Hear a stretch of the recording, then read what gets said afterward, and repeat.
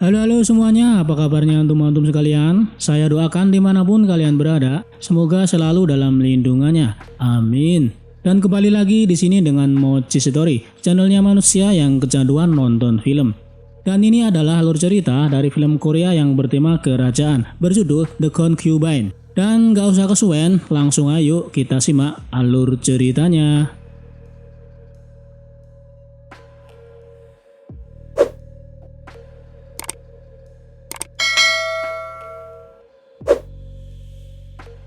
Film ini menceritakan kisah cinta segitiga yang cukup rumit antara Kwon Yo, seorang rakyat jelata biasa yang bersaing dengan sultan kaya raya, yaitu pangeran dari sebuah kerajaan bernama Sungwon, di mana mereka memperebutkan wanita cantik bernama Hwayeon yang berasal dari keluarga bangsawan dengan latar belakang pada dinasti Joseon.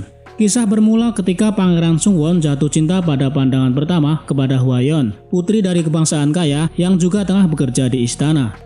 Ketika pangeran sedang berkunjung di sana, tak sengaja melihat Hwayeon yang begitu anggun dan mempesona. Ia datang untuk menenangkan kekasihnya bernama Kwon Yo yang lagi teriak-teriak gak jelas sedang mengganggu pangeran dan ayahnya yang tengah asik mengobrol.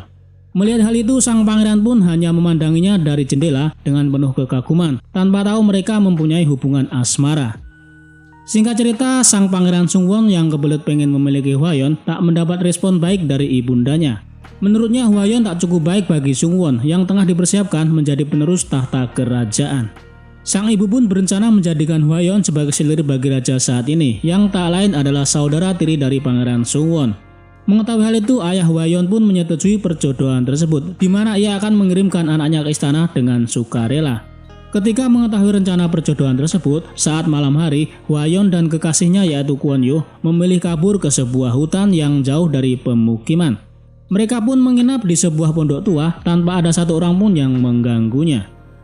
Karena dunia hanya milik berdua dan yang lain hanya ngontrak, terjadilah jalinan asmara yang berujung icip-icip serabi anget yang membuat pikiranku jadi traveling kemana-mana. Jadi lanjut ke adegan selanjutnya saja. Keesokan harinya akhirnya mereka pun tertangkap juga. Ayah Hwayeon yang sangat marah berencana akan membunuh Kwon Yo. Namun karena Hwayeon terpaksa menuruti dan bersedia akan menjadi selir sang raja, ayahnya pun mengampuni Kwon Yo dan akan menghukumnya dengan memotong otongnya atau burungnya atau joninya agar tak mengganggu anaknya lagi.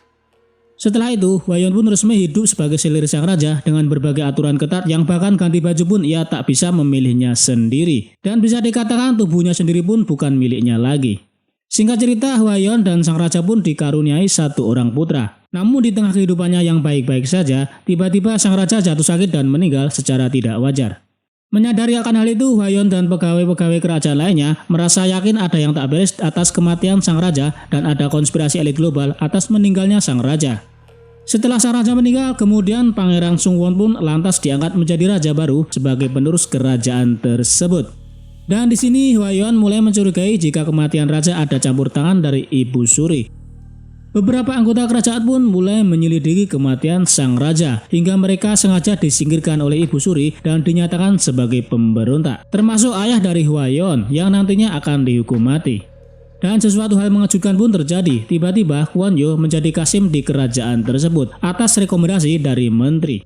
Hwayeon yang melihatnya pun terkejut dan mengatakan kalau ia masih mencintainya dan merindukannya. Namun hal ini berbeda dengan Kwon Yo. Ia bersikap cukup dingin karena membenci ayahnya yang telah merenggut burung kesayangannya. Hwayeon pun meminta pertolongan Kwon Yo agar bisa membebaskan ayahnya dari hukuman mati karena cuma dia satu-satunya sekutu di istana tersebut. Di sisi lain, Sungwon yang masih mempunyai perasaan terhadap Hwayeon meminta Ibu Suri untuk mengampuni ayah Hwayeon. Ia akan melakukan apa saja asal bisa membebaskannya dari hukuman mati.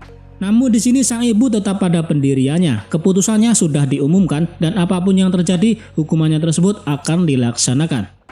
Dan hari penghakiman pun terjadi, di mana Kwon Yo yang sengaja datang hanya untuk menyaksikan kematian ayah Hwayeon di depan matanya. Ia merasa sangat puas dan dendanya telah terobati atas apa yang dilakukan ayah Hwayeon kepadanya. Hwayeon pun hanya bisa menangis histeris mengetahui kabar tersebut. Hingga sang raja yang merasa iba pun memaksa datang hanya untuk melihat keadaan wanita yang dicintainya tersebut.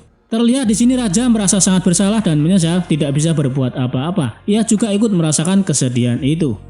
Setelah beberapa hari berikutnya, Sungwon mengunjungi Hwayeon untuk melihat keadaannya yang tidak enak badan. Terlihat di sini Hwayeon berusaha menghindari sang raja dikarenakan kecewa karena tidak bisa menolong ayahnya.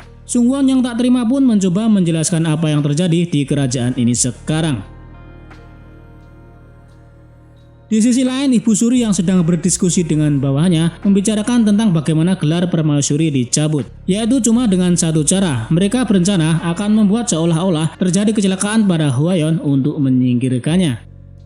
Dan disinilah mulai terungkap kalau pegawai barunya tersebut adalah Kwon Yo. Ia mengetahui kalau Kwon Yo dan Hwayeon dulunya pernah menjalin asmara.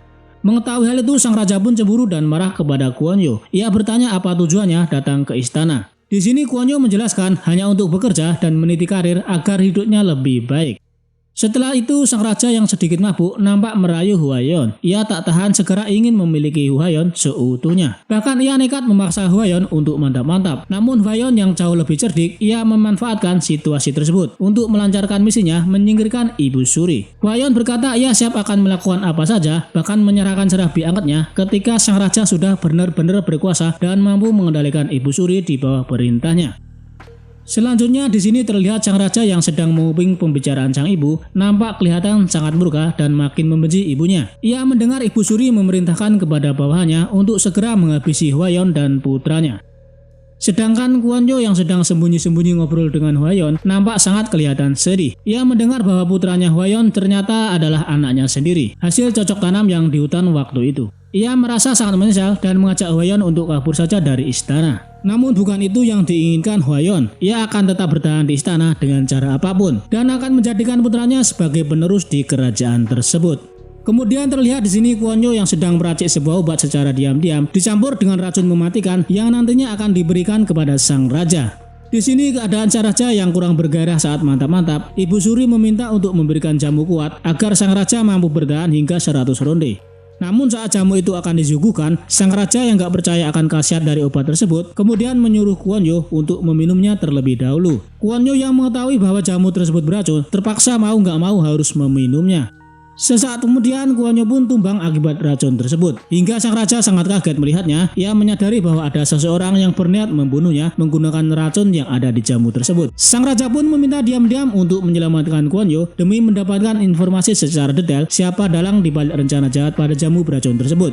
Di sisi lain, Ibu Suri sudah memerintahkan untuk menangkap dan mengurung Hwayeon di sebuah ruang rahasia yang nantinya ia akan dieksekusi di sana. Di mana di saat yang bersamaan, sang raja juga memerintahkan panglimanya untuk menangkap menteri dari bawahan Ibu Suri. Dan disinilah perang akan dimulai. Sesaat kemudian, Ibu Suri pun mendatangi putranya untuk meminta penjelasan kenapa menterinya akan ditangkap. Terlihat di sini sang raja yang sangat meyakini bahwa Ibu Suri akan menghabisinya. Ia meminta penjelasan apa alasan di balik ini semua. Sang ibu yang semakin bingung pun mengatakan bahwa pasti ada dalang di balik ini semua yang sengaja memecah belah antara Ibu Suri dan sang raja. Namun sang raja yang sudah terlanjur emosi pun tetap dengan pendiriannya. Bahkan ia baru saja mengetahui kematian dari raja sebelumnya yang tak lain adalah saudara tirinya itu karena ulah dari ibunya dengan cara diracun perlahan setiap hari. Sungwon yang gak menyangka pun makin sangat terpukul kenapa ibunya sampai berbuat sejauh itu. Di sisi lain, pasukan Ibu Suri yang sudah berada di tempat di mana Hwayeon ditahan, mereka bersiap akan mengeksekusinya. Namun tiba-tiba, pasukan sang raja datang untuk menyelamatkan Hwayeon dan menghabisi semua pasukan dari Ibu Suri. Kemudian Menteri Yeon, bawahan Ibu Suri pun dibawa ke hadapan sang raja untuk diserahkan. Bersamaan dengan Kwon Yo yang sekarat juga didatangkan untuk memberitahukan yang sebenarnya siapa dalang di balik racun yang ada di jamu tersebut. Kwon Yo yang nampak bingung pun memandangi Hwayeon yang kelihatan sangat sedih. Akhirnya ia mengakui semuanya bahwa itu adalah perintah dari Ibu Suri. Mengetahui hal itu, sang raja pun kalap dan lepas kendali hingga tak sadar mencoba akan menghabisi Ibu Suri yang tak lain adalah ibu kandungnya sendiri. Kepala Kasem yang melihatnya pun mencoba mencegahnya dan menyadarkan sang raja agar tidak melakukan hal itu.